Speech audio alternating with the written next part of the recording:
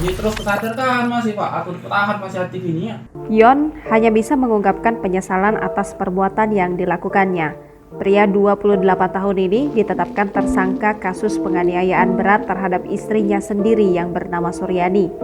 Peristiwa penganiayaan terjadi di kediaman pasangan suami istri itu di Desa Palu, Kecamatan Pemulutan, Ogan Ilir, Sumatera Selatan pada Rabu 2 Februari 2022 lalu sekitar pukul 2.30.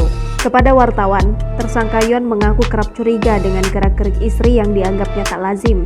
Nah, itu yang membuat aku curiga itu. Nah, dari jam 12 ke bawah, main HP.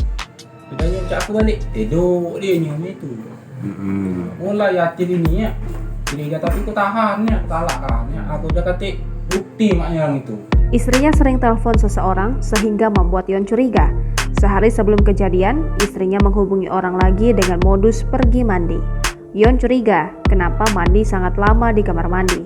Pria yang buta huruf ini diam-diam membuka handphone istrinya dan meminta bantuan anak untuk membacakan isi pesan di dalamnya.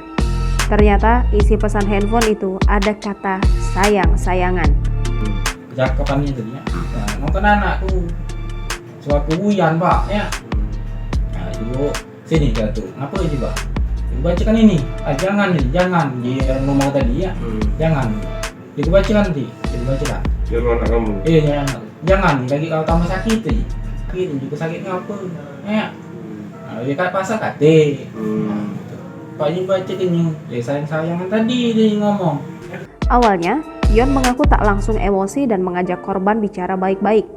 Ia mengingatkan istrinya bahwa mereka sudah punya anak sehingga jangan lagi menghubungi laki-laki itu.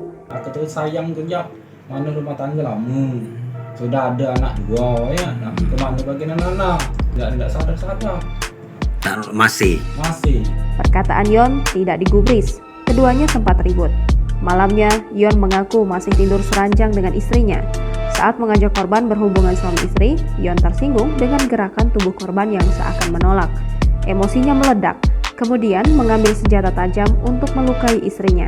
Istrinya kemudian dirawat di Rumah Sakit Bunda Palembang. Sudah ada kan Anda tahu Pak malam itu Pak hilap aku itu nah. Aku tuh satu malam itu kesadarkan dia itu. 2 jam kemudian, tim Krokodil Polsek Pemulutan meringkus Yon di kediamannya.